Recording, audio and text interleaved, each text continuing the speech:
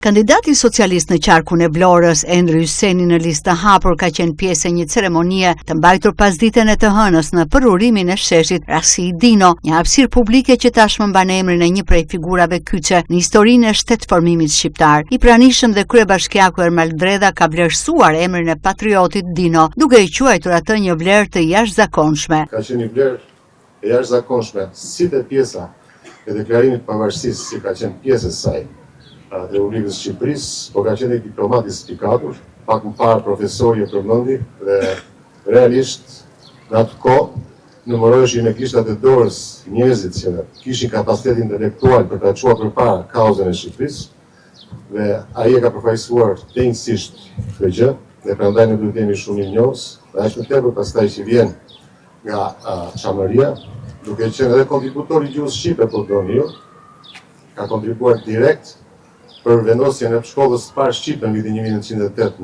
në Filat, që nuk është pak. Këto vlera ne nuk duhet t'i harrojmë kurrë. Nuk duhet t'i harrojmë kurrë sepse janë ato gjurmë në fakt që kanë vendosur dhe bazat e shtetformimit të vendit tonë të Shqipërisë. Akademiku Bardosh Gaçe ishte referuar figurës së Dino si një figurë e rëndësishme historike. Nuk duhet të zgjatem më tej që nga eksodi 13-ës, eksodi 21-23 që vetë çamët e quajnë Andallahia.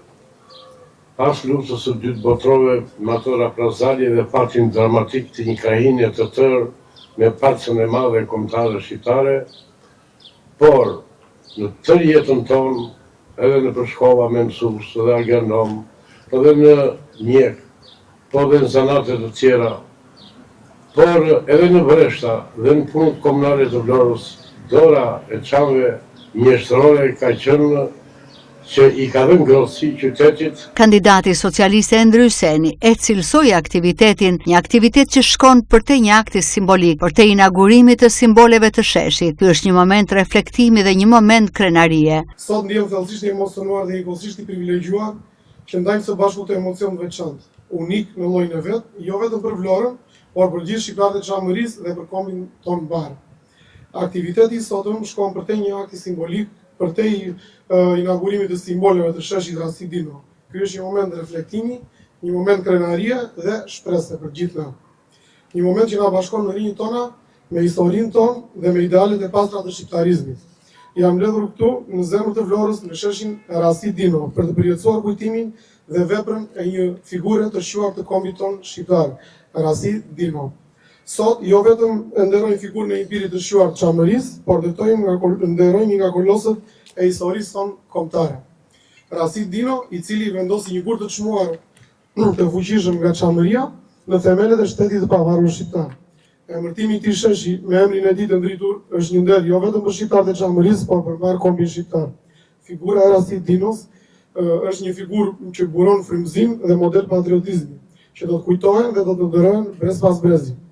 Sot në këtë shesh duke mbjellë një pemë ulliri, duke vendosur gurin e plakatës përkujtimore, ne lëshojmë rrinj të reja të kujtesës dhe të shpresës për një të ardhme më të ndritur. Ky shesh që sot me emrin e tij dhe ky ulli i mbjell nga Çamëria janë dëshmi e lidhjes së përjetshme që shqiptarët kanë me historinë dhe rrinjët dhe me idealet e tyre të larta. Lavdi Rasi Dinos. Lavdi të gjithë atyre që i dhanë dritë shqiptarizmit. Takimin e ka përshëndetur dhe deputetja Teuta Rama. Edhe pse emërtimi i sheshit ku jemi sot është bërë qysh më 15 prill të 2021-shit, si një nismë jona, duke i dhënë emrin e të madhit Rasi Dinos. Sot ne po vendosim emrin e tij në këtë shesh.